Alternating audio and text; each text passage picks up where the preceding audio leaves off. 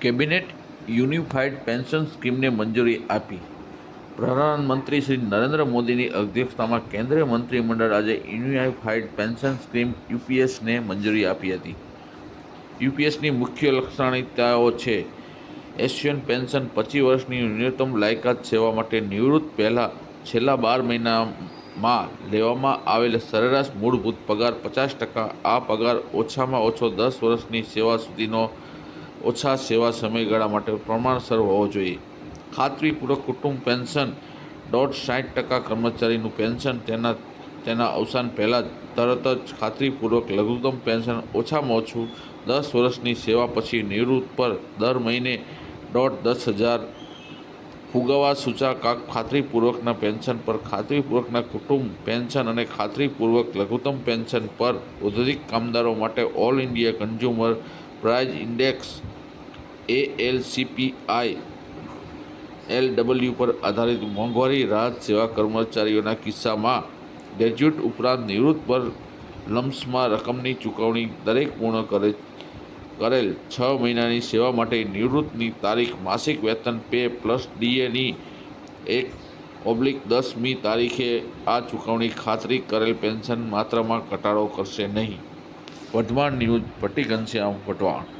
आज हम लोग बहुत थैंकफुल हैं JCM national council staff side की तरफ से कि शायद भारतवर्ष में पहली बार ऐसा हुआ है कि किसी भी प्रधानमंत्री ने national council JCM staff side को इनवाइट किया बात करने के लिए, इंटरेक्शन के लिए।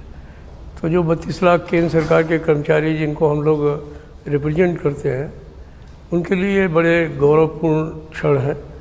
उनके साथ बहुत ही सौहार्दपूर्ण वातावरण में बातचीत हुई है और उन्होंने जो हमारे 2004 के बाद पूरे केंद्र सरकार में, मैं तो कहूँगा राज्य सरकारों पर भी उसका बाद में असर आएगा, तो उनके जो कर्मचारी हैं वो जो 2004 के बाद स्पेकुलेशन या मार्केट के ऊपर छोड़ दिए गए थे, उनके लिए उन्होंने जो है वो एक एश्योर्ड पेंशन सिस्टम की बात की है और आने वाले समय में जो भी रिटायर होगा या जो रिटायर हो चुके भी हैं, उनको अपने वेतन जो मिल रहा होगा उसका 50% जो है वो